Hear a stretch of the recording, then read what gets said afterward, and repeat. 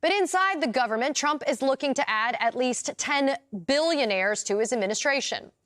If you combine the net worth of all of Trump's picks, including Elon Musk and Vivek Ramaswamy, they would be worth more than the GDP of hundreds of countries, including Finland, New Zealand, and Chile. In 2025, the U.S. government is going to be ran by over 12 billionaires, not including Donald Trump. Do you think these billionaires are going to want to help the hardworking Americans and raise the American workers' pay? Or are they just going to work for themselves so their companies and businesses can make more money? I think you know the answer to that. America's a capitalist country. It's not a country where they want to help everyone make more money. It's a competition.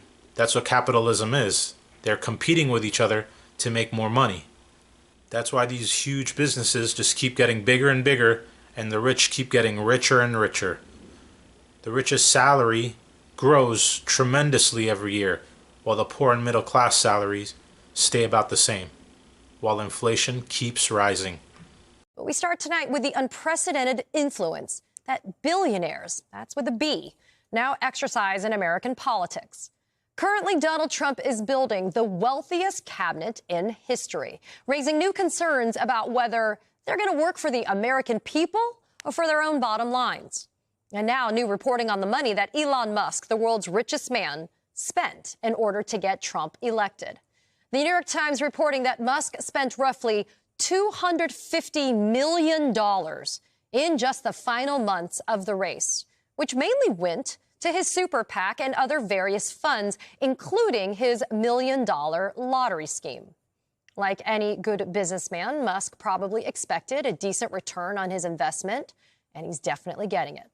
Musk's stake in SpaceX has grown by $60 billion in value since the election.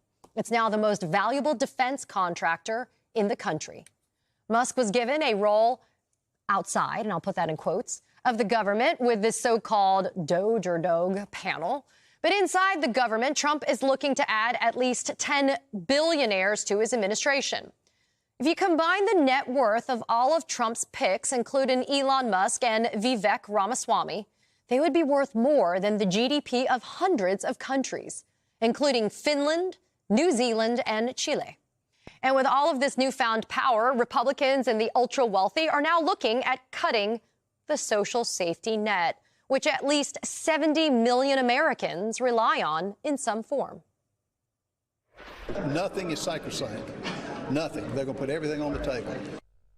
That's what they told lawmakers. Everything is on the table, and that includes Social Security, Medicare, and Medicaid. We're going to have some hard decisions. We got to bring the Democrats in and talk about Social Security, Medicaid, Medicare. There's hundreds of billions of dollars to be saved, and we know how to do it. We just have to have the stomach to actually take those challenges on. John Thune, who is the Senate incoming Republican leader, who also met with Elon Musk this morning, told me that perhaps mandatory programs are areas that they're looking to make cuts in, like Social Security. I can promise you that come 2025, spending reform will be a top priority for our new Republican majority.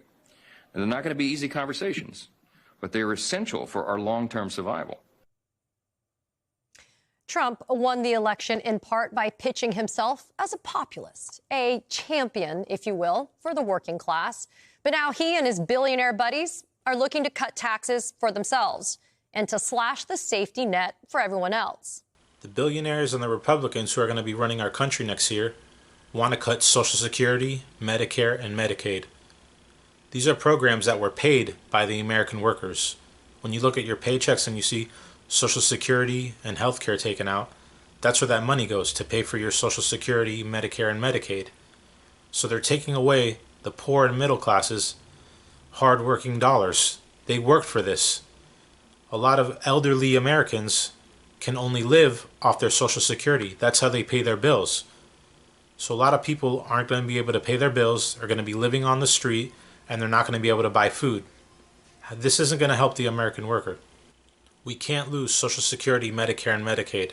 This is going to kill our country and kill many Americans. There has to be a change. I don't know why Republicans and billionaires want to cut Social Security, Medicare, and Medicaid. It's going to literally kill Americans.